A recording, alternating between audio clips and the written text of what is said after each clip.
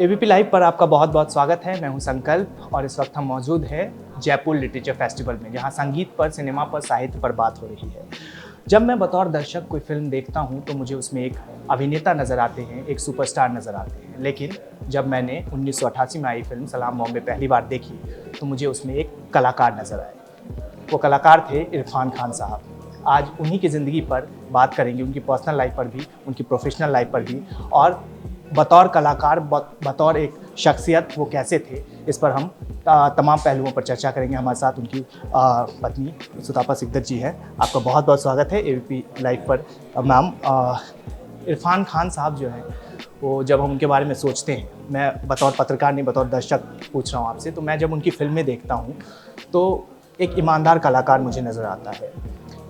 ये उनकी professional life है जो हम दर्शकों तक पहुंचती है। आप उनके पर्सनल लाइफ के हर पहलुओं के बारे में जानती हैं। इरफान खान साहब कैसे थे? क्या वो उतने ही सीरियस रहते थे अपने जीवन में भी, जैसे वो किरदारों को सीरियसली लेते थे?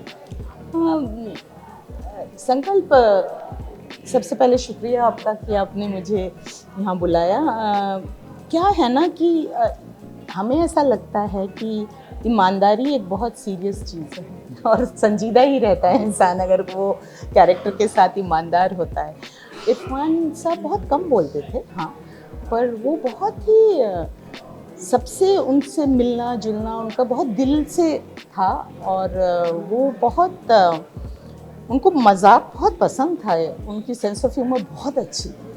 तो ये बहुत ही गलत, बल्कि जबकि मुझे याद है कि उन्होंने गुंडे फिल्म की थी तो वो प्रियंका और वो लोग बहुत इरफान सर, फिर उन्होंने बोला कि सर हम आपसे बहुत इंटिमिडेटेड फील करते थे और बहुत फील करते हैं।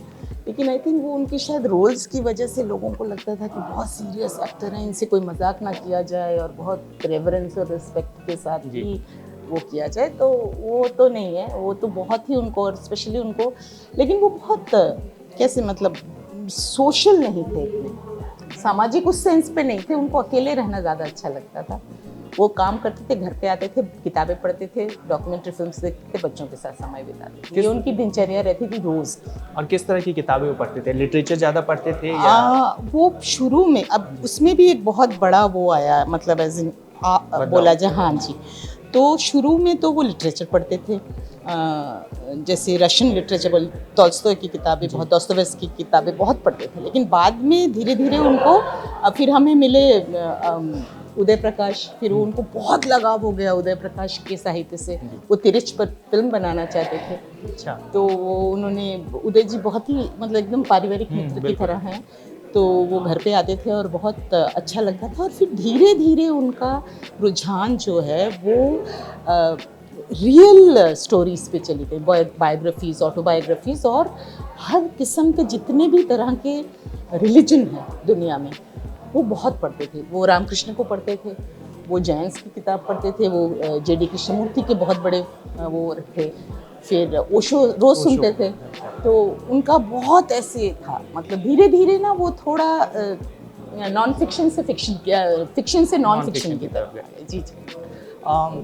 जब हम उनकी यादों की बात करते हैं तो आपके लिए तो उनकी यादें बॉम्बे की भी यादें हैं, मंडी हाउस की भी यादें हैं, दिल्ली की, तो उसके बारे में कुछ बताइए। जब आप दोनों की मुलाकात हुई पहली दफ़ा? ये ना मैं बहुत बार बोल चुकी हूँ कि मैंने उनकी रैगिंग की है, तो वो वाली घटना मैं छोड़ देती हूँ। हम सहपाठी हैं राष्ट्रीय नाट्य विद्यालय से। लेकिन एक याद जो मेरे लिए बहुत हमेशा से लगता है जीवंत है जैसे ना, वो ये है कि हम लोग जनपथ में उन्हीं के कपड़े खरीद रही थी मैं, और मेरी चप्पल टूट गई और उन्होंने मेरी टूटी हुई चप्पल ना हाथ से उठा के पूरे जनपथ में घूमा, और कि कब तक मोची नहीं मिलेगा तो मोची से जल्दी सिलाने का।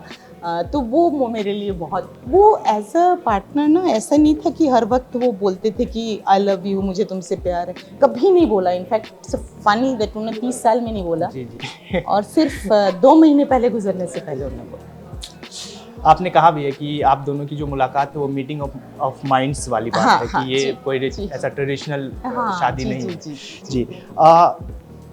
हम उनकी किताबों के बारे में हमने बात की। आपने देखा है कि जब इरफान खान ने काम करना शुरू किया, हमने सलाम बॉम्बे की बात की, भारत एक खोज की बात की, स्पर्श है, तो एक दौर ऐसा भी रहा जब संघर्ष का दौर रहता है, हर कलाकार के जीवन में ये दौर आता है। उस दौरान वो क्या कहते थे? क्या वो फ्रस्ट्रेट होते थे कि काम नहीं मिल पा रहा है या उस तरह का काम नहीं मिल पा रहा है जैसा वो करना चाहते थे? हाँ, वो ज़रूर था कि उनको लगता था उनको जैसा काम करना चाहिए वैसा नहीं कर पा रहे। अभी 3 दिन पहले उनका रेट्रोस्पेक्टिव था मुंबई में और आसिफ कपाडिया से यही बात हो रही थी और मैंने आसिफ कपाडिया के वॉरियर से ही उनको वो काम मिला जो उनके मन को बहुत छुआ, संतुष्टि। और उसके बाद पूरा सब कुछ बदल गया फिर। हाँ, तो मैं उसे यही पूछ रही थी क्योंकि उनका क्या था ना, लोगों को लगता था उस वक्त टेलीविज़न कर रहे थे वो, तो लोगों को लगता था कि और ज़्यादा करना चाहिए।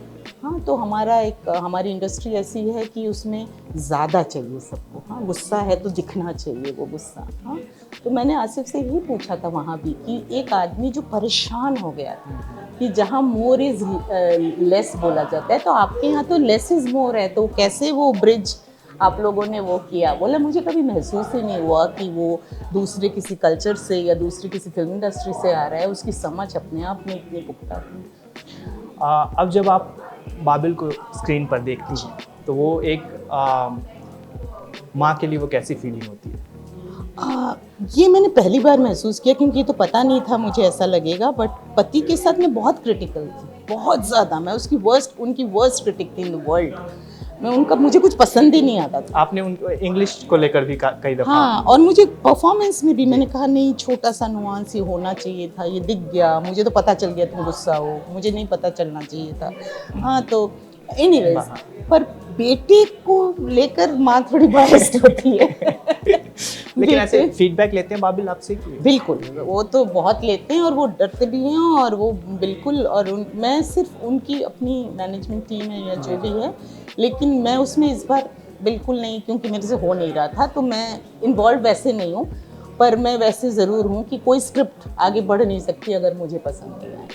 और बाबिल में भी वो इरफान सर वाली पढ़ने की आदत है? हाँ, बाबिल में पढ़ने की आदत है, बाबिल में, लेकिन अब क्या है ना, टेक्नोलॉजी आ गई ना ज़्यादा, वो फिल्में ज़्यादा देखते हैं देन पढ़ते हैं।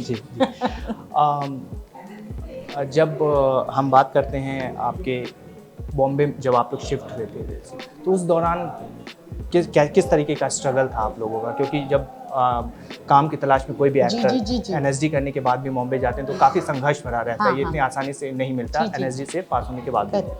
तो लेकिन हमारे साथ क्या हुआ ना, इरफान तब एनएसडी में ही थे जब वो सलाम बॉम्बे के लिए आए थे। उसके बाद उन्होंने सोचा मैं यहाँ रहूँगा, और मैं काम लेके ही आई थी, मैं गोविंद निहलानी को असिस्ट करने के लिए आई थी। मैंने कहा मैं स्ट्रगल तो नहीं करूँगी, मुझे बॉम्बे आना नहीं था सर। अच्छा। तो उन्होंने कहा नहीं, तुम्हें बॉम्बे आना पड़ेगा। तो एनीवे, तो मेरे को ना, मैं सच पूछो तो मतलब कई लोग पूछते हैं और वो दुखियारी सी कुछ स्टोरी सुनाते, पता नहीं क्यों हम लोगों को कभी स्ट्रगल लगा नहीं। हमको हमेशा लगा कि हाँ, हमको तो पहुँचना ही, हम पहुँचे। मतलब इरफान को हमेशा ऐसा लगा, हमारे पास यजदी मोटरसाइकिल थी, हम पूरी बॉम्बे पूरा उसी में घूमते थे और खुश थे, और उतने ही खुश थे जितने लैंड क्रूजर में थे। कोई रत्ती भर फर्क नहीं आया। एक वक्त ऐसा आया आपकी लाइफ में जो बहुत संघर्षपूर्ण था निश्चित तौर पे, जब वो अस्पताल में थे और हम लोगों में जब वो पोस्ट पढ़ा था इरफान सर का। बहुत मुश्किल होता है ऐसे मौके पे अपने इमोशंस को रोक पाना, लेकिन आप कहती हैं हमेशा आप मुस्कुराती रही, उनको हिम्मत देती रही।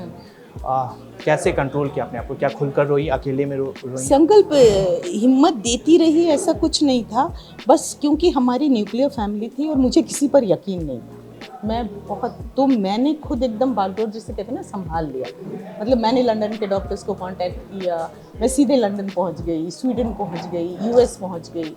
तो मेरा इतना वक्त ना अपनी इस चीज़ को, एहसास को कि ये हो गया अब क्या होगा से अच्छा मुझे पता था मुझे तो जीतना, तो मेरे उस पर फोकस चला गया। तो वैसा वाला नहीं रहा कि मैं बैठे बैठे हम दोनों रो रहे हैं, ऐसा नहीं है।